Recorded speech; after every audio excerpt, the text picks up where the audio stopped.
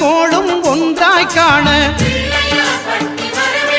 அங்கு கற்பகம் என்னும் கடவுளின் மெய்யில்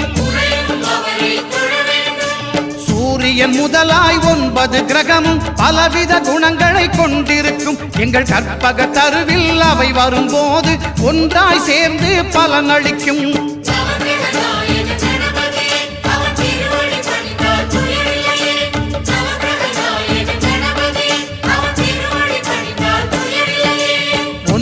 கோளும் ஒன்றாய் காண